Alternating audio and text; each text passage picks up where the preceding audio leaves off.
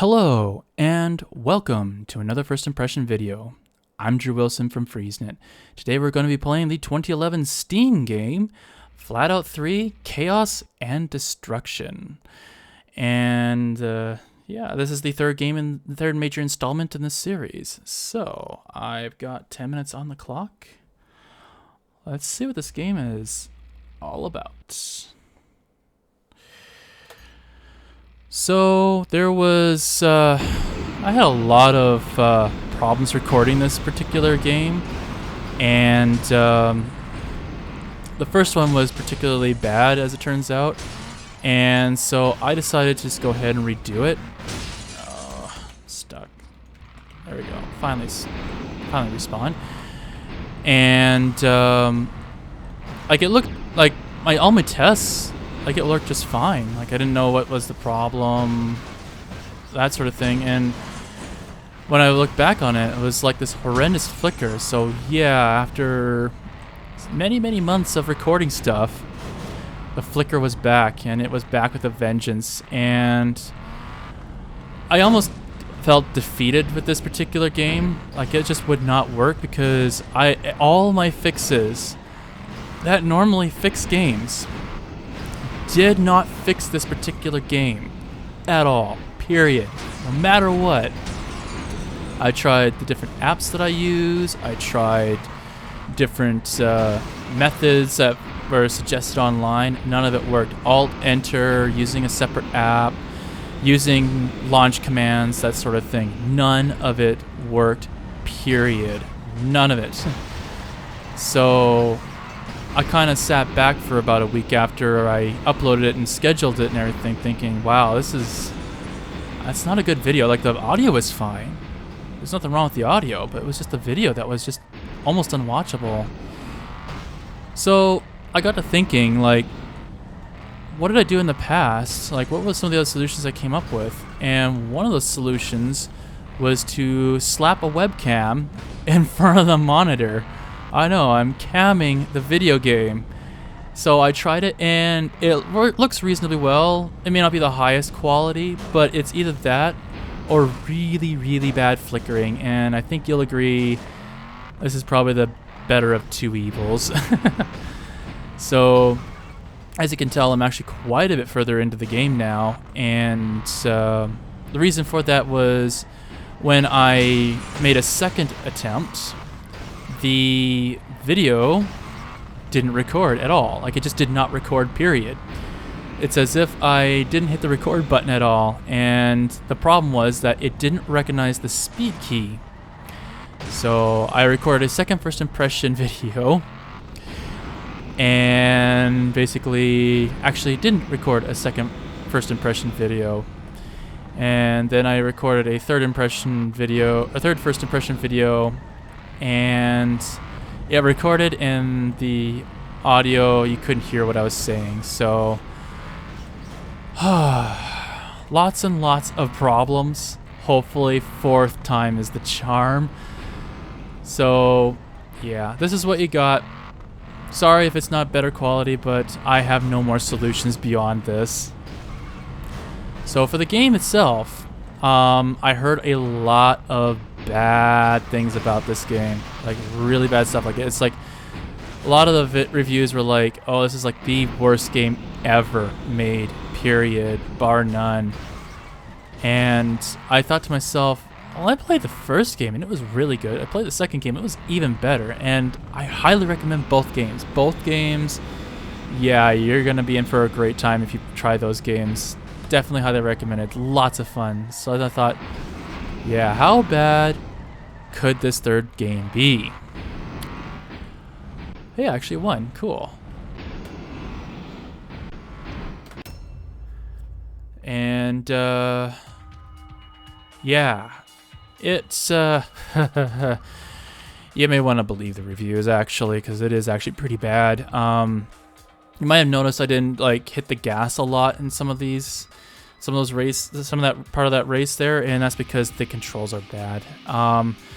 But first, since they're here, when you start the game, you get this, and you move to the race mode, and that's what you get. Like, there's a lot of race modes here. but it just kind of gets thrown at you all at once. Like, okay, here's every feature, do whatever you feel like doing, and you can unlock tracks in here, and you can just go through. This I haven't played yet.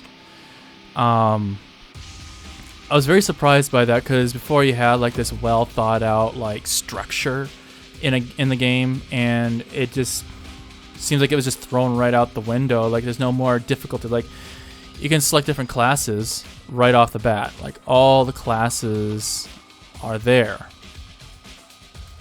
And so that sense of progress, so you beat one class and move to the next, gone. And you can select any car you want. You can select a skin you want. And the tuning, you remember those garage parts where you just like buy tires to get better traction, better steering. You can get a roll bar to prevent rolling. You can get better engine parts so you can go faster, have better acceleration, lighten your car, etc., etc. Like, lots of stuff. In this game, you have the default tuning, or you can try the other tuning and get the 2011 settings. And if I try that again, it just goes back to default. So literally two kinds of tuning. So the tune garage thing is out the window. You have different people you can select. There's actually a lot of different characters you can try out. So I'm just doing the unknown player, just seemed fine. And yeah, you just go into the race and just away you go. You can finish in the top 3 and unlock new courses. That's pretty much it. But the steering, going back to the steering, since we're back in the race here, leaves quite a bit to be desired. Okay, that was my bad. But yeah, it almost feels like the steering from the Rush series. And Rush was a good game because the tracks were designed to have that kind of steering. But this game, not so much. Like, yeah, I'll have to see if I can respawn there. There we go. Yeah, you're constantly hitting the brakes just to make up for the lousy steering. And I don't get it, because the steering wasn't that bad in the previous games, yet somehow it's, you know, bad here. I don't... a lot of design decisions that really doesn't make a whole lot of sense to me. You might remember in previous games that... okay, didn't expect that. That if you smash into things or smash into opponents, that sort of thing, or take jumps, especially in the second game, you'll get bonuses. And in this game, you might have noticed, yeah, absolutely no cash bonuses from this. In fact, the only bonuses you get, where the heck am I? There we go, finally responded. The only bonus you get is the nitro, and nitro is like the only thing that I noticed so far that really survived. Is if you smash into opponents, you smash into obstacles, you actually get more boost. And this game is actually quite generous with boosts. Like, I remember spending like almost half a lap boosting. But of course, with such lousy turning, it makes that rather difficult. So yeah, it's yeah, rough landing. And eventually I'll have traction too, who knows. Yeah, there's I don't get I don't get why the decisions that were made into this game in particular. Doesn't make a whole lot of sense. But yeah, so we're stuck with finishing in the top 3. Yeah, that wasn't the finish line. Oh well. Yeah, apparently you don't unlock stuff in the last race of each event. So that's what you get stuck with here. I don't feel like going up there because it has a rough angle and a game that has bad handling. There we go. Second place. Alright. Even the AI has a hard time with this. So enter to proceed. So yeah, you can see I'm unlocking stuff. So there's that. Castella area. So we do unlock stuff in these race modes, but that's the extent of it. So continue the menu. And yeah, no mouse support either. And you might have noticed that there's no music. You might be thinking, oh, I must have turned off music or something like that. I actually didn't. This is what came as default. That's a default setting put in place, is that the only music is in the menus.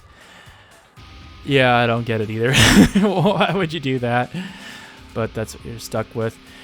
Anyway, so that is our first impression video. Well, fourth attempt, so sort of first impression in this game, and hopefully fourth time was the charm.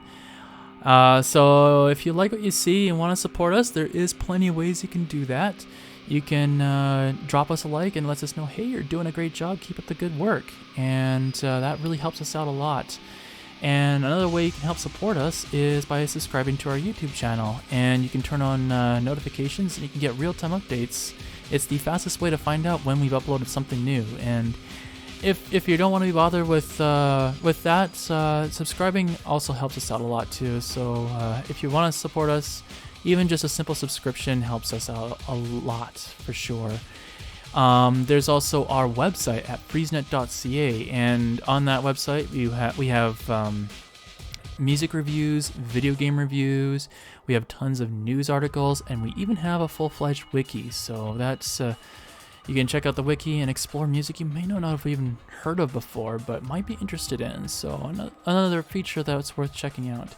If you want to more directly support us, though, you can check out our Patreon page at patreon.com/FreezeNet. You can subscribe to a tier, get like notice ahead of time of what we're up to. You can get content ahead of time. You can get our podcast much earlier on than you would normally, and yeah, lots of cool stuff in the background you can get. But if subscriptions aren't your thing, you don't want the commitment, there's also our coffee page at coffee.com/FreezeNet. And you can just do a one-time donation. It's like a tip jar, and it's like you can help us out that way too. And every dollar helps. It goes to all the operations of FreezeNet. So FreezeNet.ca, this YouTube channel, and our audio podcast. All goes that, and make sure that every dollar counts. Like every dollar is stretched to the limit there. So yeah, plenty of ways you can support us.